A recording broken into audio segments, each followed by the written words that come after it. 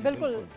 हिमाचल से अच्छी खबर आ रही है बीजेपी के लिए, क्योंकि चारों सीटों पर आगे है और यहाँ पर एक तरीके से क्लीन स्वीप दोबारा दोहराने की कोशिश कामयाब होती हुई नजर आ रही है। हिमाचल बचा रहा है, मध्य प्रदेश उड़ीसा बचा रहा है, मध्य प्रदेश बचा रहा है, राजस्थान अनएक्सपेक्टेड है, हरियाणा ने जो दिल्ली देखिए, और हरियाणा जो है बिल्कुल ही अनएक्सपेक्टेड है। और यहाँ पर बीजेपी 243 लगभग ये मेंटेन किया हुआ है फिगर, आलोक सर और अरविंद सर 243 और एनडीए 289। मैं ये नहीं कह रहा कि इंडिया गठबंधन जो है इस वक्त होप खो देगा। वो अब ये भी नहीं होगा कि सबसे बड़ी पार्टी कौन, विपक्ष की कांग्रेस पार्टी 95 सीटों की, वो सरकार बनाने का दावा पेश करेगी। बस जाहिर सी बात है, उस तरफ 243 सीटों वाली भारतीय जनता पार्टी है, सरकार बनाने का दावा गठबंधन चुनाव से पहले का है, सरकार बनी हुई है, हम उसके ऊपर संदेह नहीं कर रहे। पर आज शायद अपने बल पर 272 तक बीजेपी का ना पहुंचना, ये अपने आप में एक बड़ा जॉल्ट है कहीं ना कहीं। खुद पर्सनल शायद अगर मैं जिक्र करूं, आप बेहतर बताएंगे, पीएम मोदी के लिए। देखिए सचिन, आपने बिल्कुल ठीक कहा, हम ये मानते हैं कमजोर होना है, और उससे भी ज़्यादा जिस तरह से लाउड सरकार हुई थी और पार्टी हुई थी, ये लग रहा था कि जो लोग चला रहे हैं उनको ये था कि हम मैनेज कर लेंगे सब चीज़ों को, पार्टी तोड़ लेंगे, सरकार बदलवा लेंगे, सरकारी संस्थाओं का इस्तेमाल कर लेंगे अपने हक में, और फिर सब चीज़ें। बल्कि आप देखिए कैबिनेट की मीटिंग, आगे के न्योते, जो बाहर के न्योते आए हैं विदेशों से, उसको स्वीकार करना अभी शुरू हो गया था। तो कुछ ऐसा जैसे बस हम ही आ ही रहे हैं और मंत्रियों को कह दिया कि अगले 100 दिन का प्रोग्राम बनाओ, अभी नई रिजल्ट आने हैं सर। तो ये लाउड होना मुझे लगता है ये भारी पड़ गया लोगों को। ये लगता है, मुझे लगता है कि इसको घमंड कहिए, अति आत्मविश्वास कहिए, ये लोगों को पसंद नहीं आता, और बार बार लोग इसको चेक करते हैं। नहीं, लेकिन आलोक सर जो जानते हैं मोदी जी को, ऐसी उनकी पर्सनैलिटी है नहीं। मतलब जिसे कहा जाए कि वो घमंड आ गया, बस मैं ही मैं हूँ और ये ले लूँगा, मतलब वो चीज़ों को संभल के ग्राउंड देख करके चलते हैं, वरना वो 400 कहते नहीं।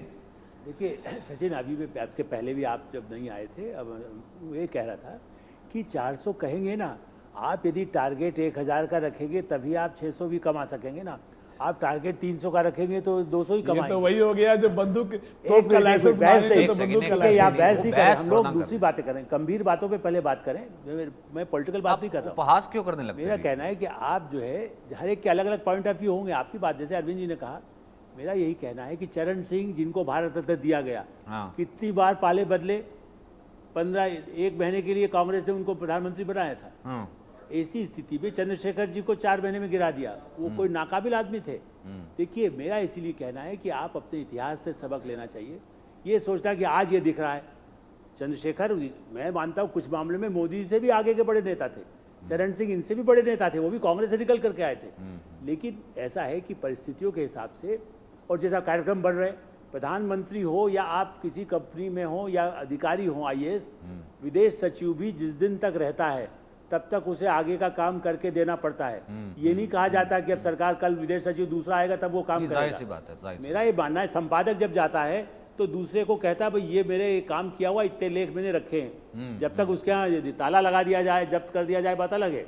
कई ऐसे संपादक हुए जिनका कमरा सील कर दिया, सर वो कहानी नहीं मिलती है। अगले न जाने कितने आर्टिकल जो है वो लिख करके रखे होते उसके पास पहले से ही। नहीं, कमलेश्वर जी का कमरा, जो बहुत बड़े साहित्यकार थे, उनका भी कमरा सील कर दिया गया था। नंदन जी जब संपादक बने तो कहानियां जुटानी पड़ी, पराग के संपादक बने तो जुटानी पड़ी।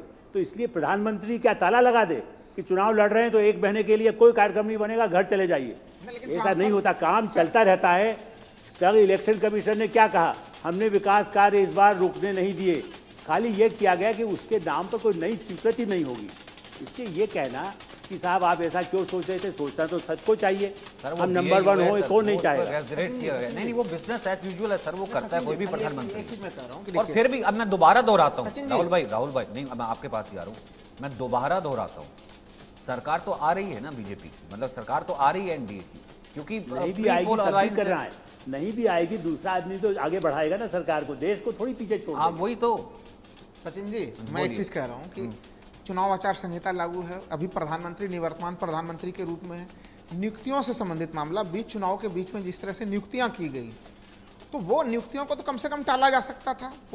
चलिए ठीक है, विदेश नीति नहीं रुकेगी, विदेश से कोई निमंत्रण आया है, चलिए उसे स्वीकार कर लिया गया। लेकिन जिस तरह से कार्मिक मंत्रालय के तरफ से बीच में नियुक्तियां की गई, कार्यकाल बढ़ाया गया, सेनाध्यक्ष के कार्यकाल को जो है कि 1 महीने के लिए बढ़ा दिया गया, हमें लग रहा है कि ये कुछ ऐसे चीज़ थे जहाँ पे सरकार को अपने आप के ऊपर ब्रेक लगाना चाहिए था। और चुनाव आचार संहिता का खुद ही वो पालन करते हुए दिखते थे, हम लोगों को एक बेहतर सा चीज़ नजर आता। मैं दूसरा चीज़ कहना चाहूँगा कि देखिए, प्रधानमंत्री मोदी जी का जो अब तक का कैरियर गुजरात से लेकर अब तक देखा है हम लोगों ने, वो हमेशा से एक प्रचंड बहुमत की सरकार चलाने वाले रूप में रहे हैं। वो अपनी प्रचंड बहुमत वाली सरकार, क्या ऐसे में गठबंधन सरकार की जो तमाम एक ऐसी स्थिति आई है, अगर अभी के आंकड़ों को मान लेते हैं हम लोग, अब आंकड़े अभी भी बहुत ज़्यादा जो है कि नज़दीकी फाइट वाली स्थिति है, तो इसमें कुछ फेरबदल की स्थितियों से हम लोग अभी भी इनकार नहीं कर सकते।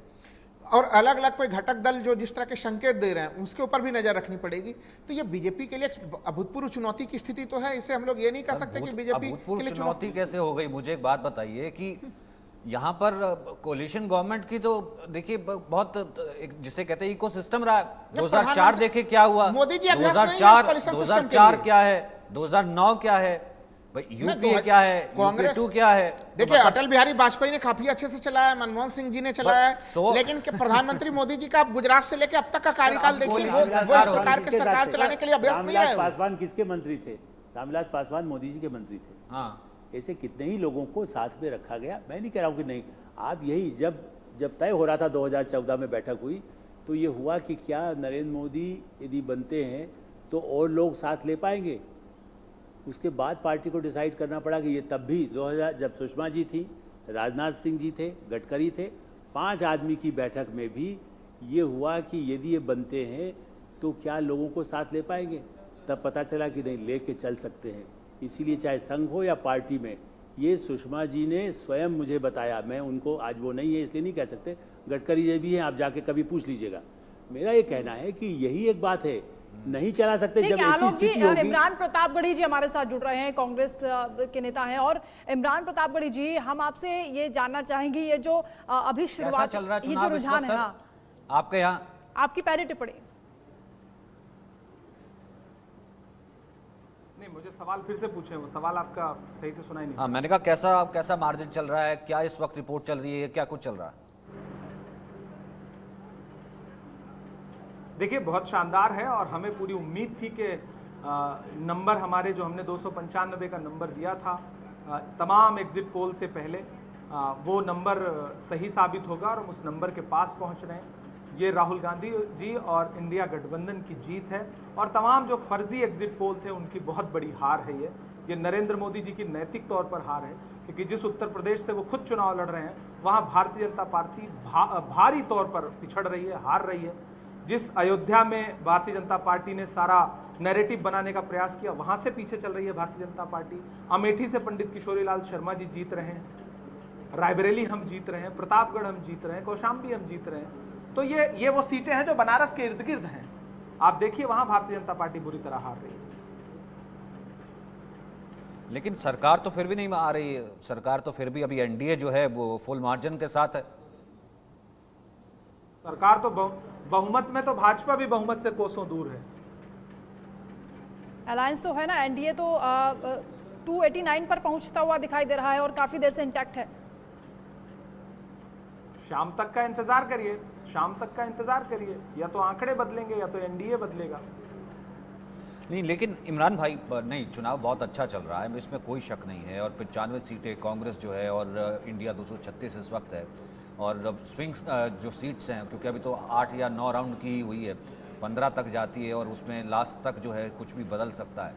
मैं आपसे ये जानना चाह रहा हूँ कि पहले दौर के बाद ऐसा कहा गया, हाँ, पहले दौर के बाद अगर मगर पे जाएं तो हम अपनी बेहतरी की बात करेंगे ना। नहीं, पहले दौर के बाद अगर थोड़ा सा चेता, मैं ये कह रहा हूं कि अगर थोड़ा सा और कॉशियस होकर लड़ा होता, ये चुनाव आपके लिए बहुत आसान हो गया होता।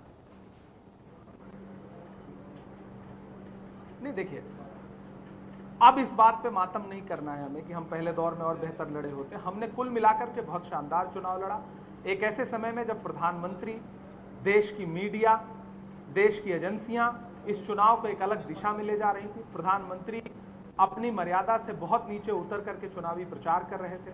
ऐसे में भी हमने मुद्दों पर बात की, हमने मैनिफेस्टो पर बात की, और उत्तर प्रदेश जो भारतीय जनता पार्टी का सबसे मजबूत गढ़ था, वहां पर भारतीय जनता पार्टी को हरा रहे हैं। तो कुल मिलाकर के ये हमारी बहुत बड़ी जीत है। ये राहुल गांधी के उस मेहनत की जीत है जो उन्होंने भारत जोड़ो यात्रा में की है, उनके पैर के छालों की जीत है। ये भारत जोड़ो न्याय यात्रा और फिर इंडिया ब्लॉक बनाने के लिए कांग्रेस पार्टी ने जो कुर्बानी दी है, जो त्याग किया है, ये उसकी जीत है।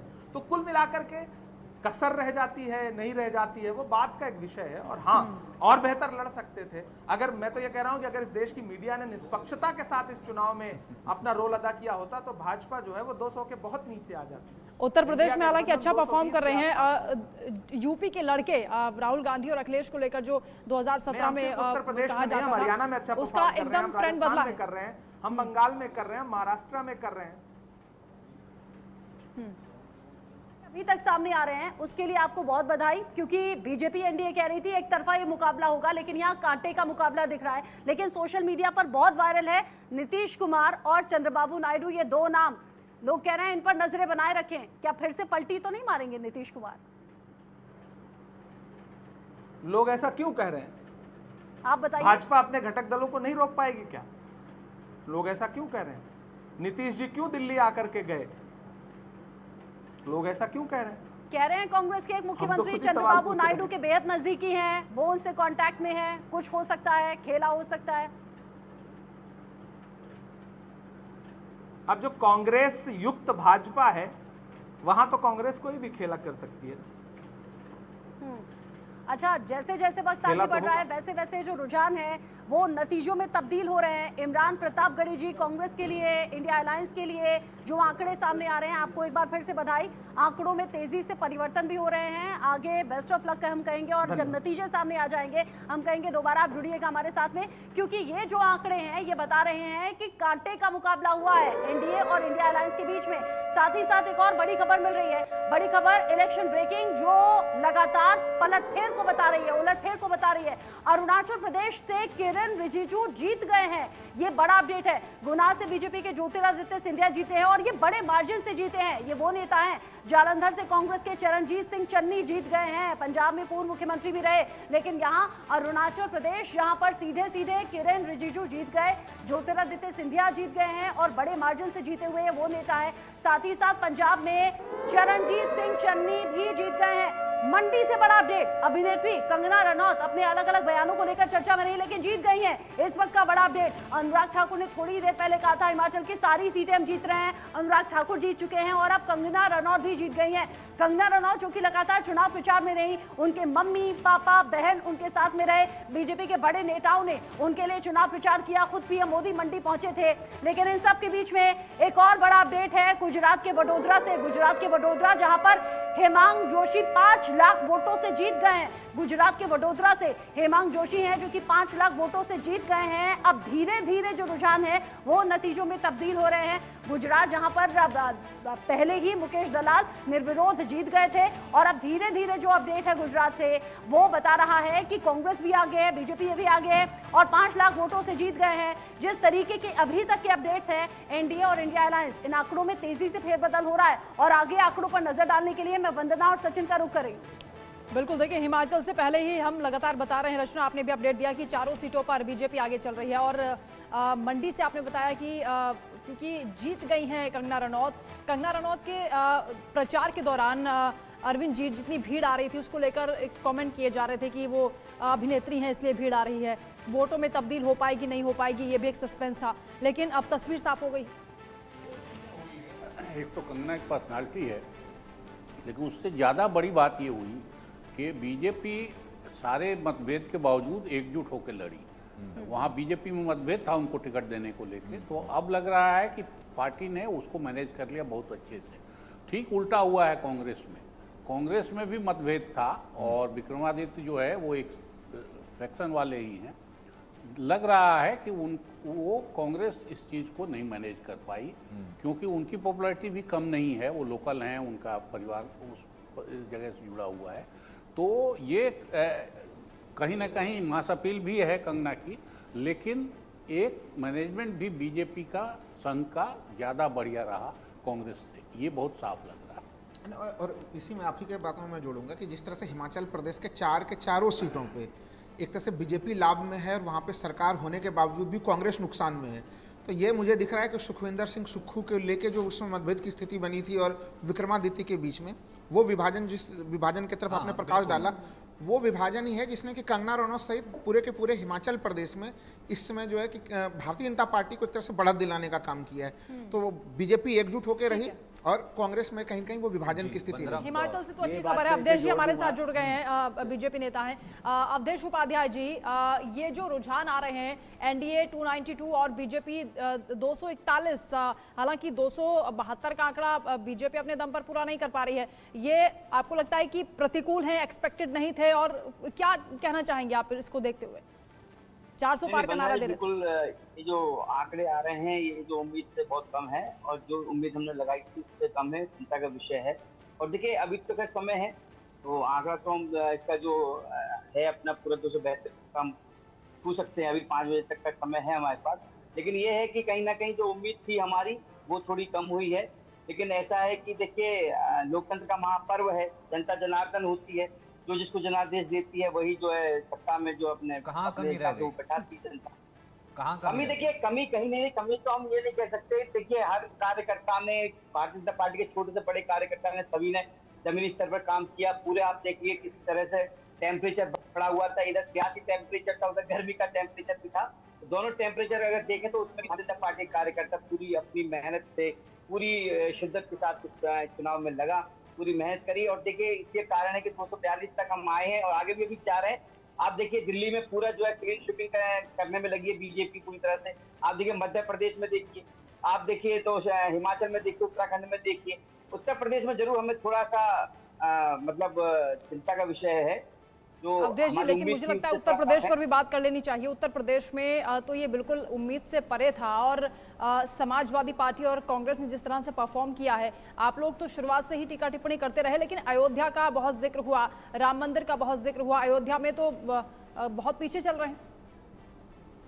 नहीं, अयोध्या में पीछे चल रहे हैं, लेकिन यह है कि जनता ने अपना जो रुख है पूरी तरह से, जो वोट परसेंटेज है यदि हम देखें अब तक का बीजेपी का, वो बीजेपी अकेली का बता रहा हूँ मैं, काफी ज्यादा है। और जो इन दोनों सबका मिला के देखिए तब भी इतना नहीं बन पा रहा है इनका। अगर कांग्रेस का इंडिविजुअल देखिए आप कितना वोट परसेंटेज है इसका अभी तक लोकसभा का, इसका उम्मीद भी नहीं थी कांग्रेस को, नहीं समाजवादी पार्टी का अलग है। अगर इनको अलग अलग करके आप देखें तो इनके वोट परसेंटेज बहुत कम है, और बीजेपी अकेले का आप देखें तो वोट परसेंटेज इनसे इंडिविजुअली से बहुत कई गुना लड़े थे ना सर, पिछली बार भी साथ लड़े इकट्ठा। देखिए वोट ट्रांसफर ना एक होना जो है सबसे बड़ी प्रॉब्लम थी। इस बार भी जो है यही कहा जा रहा था वोट ट्रांसफर ही नहीं होगा।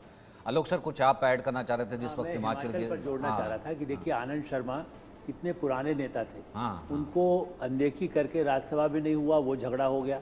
अभिषेक सिंघवी को जिता दिया तब वही लोग नाराज थे, आनंद शर्मा, अब उनको चुनाव में खड़ा कर दिया।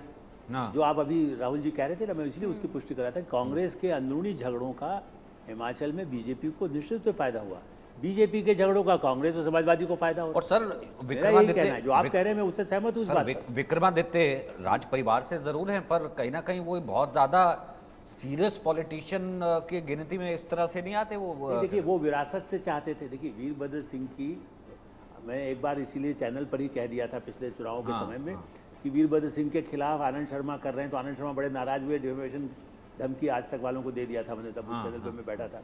तो मेरा ये कहना है कि जो इनके झगड़े, वीरभद्र सिंह का तो ठीक था जो अपना काम किया 4 बार, लेकिन बेटा को विरासत वैसी मिलेगी, ये जब नहीं काम होता है जो अखिलेश के साथ हुआ है। अगर वीरभद्र सिंह की पत्नी को टिकट दिया होता सर जी, तो ये अगर उनकी पत्नी को टिकट दिया गया होता, अगर विक्रमादित्य की प्रतिभा सिंह ने भी जो उनको पार्टी का अध्यक्ष बनाया गया, लेकिन उसके साथ साथ उनको नजरअंदाज, हाईकमांड विक्रमादित्य, सचिन पायलट, मिलिंद देवड़ा, किसी को आगे नहीं आने देना चाहते थे। उसी का नुकसान पार्टी भुगती। लेकिन ठीक है, उसके बाद भी राहुल गांधी की जय जयकार तो अब होगी ना। अब तो चूंकि होगा यही कि रायबरेली से सबसे पहला इस्तीफा किसका होगा, राहुल गांधी का, ताकि प्रियंका गांधी फिर से वहां आ जाए, ताकि पूरा परिवार संसद में हो। इस बात के लिए बधाई तो देना ही चाहिए राहुल जी। तो ये तो बहुत अच्छी चीज़ है ना। देखिए जो परिवार, जिस परिवार ने इतनी शहादत दी है, तमाम तरह की चीज़ें की हैं, आज कांग्रेस जो है कि कहाँ पे सिमट के चली गई थी उस कांग्रेस को। उस जमाने में भी सीताराम केसरी के जमाने में भी उबारा, अभी मोदी युग में भी वो कांग्रेस कहाँ पहुंच गई थी। उस कांग्रेस को राहुल गांधी ने 4000 किलोमीटर की पैदल यात्रा करके आगे बढ़ाया। दोनों हाथों में लड्डू हैं, ये जो रुझान बता रहे हैं वो भी यही बता रहे हैं, कुछ भी बन सकता है। नहीं, इन्होंने चख भी लिया लड्डू। अब तो नहीं, मैं तो देखिए एक ही चीज कह रहा हूँ, उत्तर प्रदेश में हम लोग तमाम चर्चा कर रहे हैं, लेकिन जो जमीन पे मैं ग्राउंड पे एक चीज जिसकी चर्चा हम लोग यहाँ पे नहीं कर रहे हैं, अग्निवीर योजना से भारतीय जनता पार्टी को काफी नुकसान हुआ है। चाहे आप पश्चिमी यूपी की बात करें, पश्चिमी यूपी में अगर एक गांव में लोग बोलते थे कि 50 लोग अगर युवक सुबह सुबह दौड़ लगाते थे, तो पूर्वांचल में जाते जाते वो 1000 युवक जो है कि वहां पे सड़क पे हो जाते थे दौड़ने वाले जो है। तो ये अग्निवीर योजना को लेकर बीजेपी के कई सारे लोगों ने ऑफ द रिकॉर्ड बताया कि अगर इस सरकार ने, अगर बीजेपी की सरकार वापस आती है और अग्निवीर योजना को वापस नहीं लाती है, ये आपकी बात विधानसभा चुनाव में काफी नुकसान होगा। ये आपकी बात ठीक है, कहीं ना कहीं कुछ बैकफायर तो है उसका, तभी लिए उसका इतना ओपनली जिक्र भी नहीं आया। हालांकि चीफ ऑफ आर्मी ने जो है इसको लेकर के बोला भी और बहुत ज्यादा वोकल इसके ऊपर नहीं हुआ, तो वो जाहिर सी बात है जो इसके अलावा सचिन जी मुझे लगता है और भी कई फैक्टर्स हैं, पेपर लीक का मामला हो या फिर जो पीडीए लेकर आए, पिछड़ा दलित युवाओं की बेरोजगारी है। एक बड़ा सा, जैसे देखिए सोशल इंजीनियरिंग में मैं बार बार कह रहा हूँ कि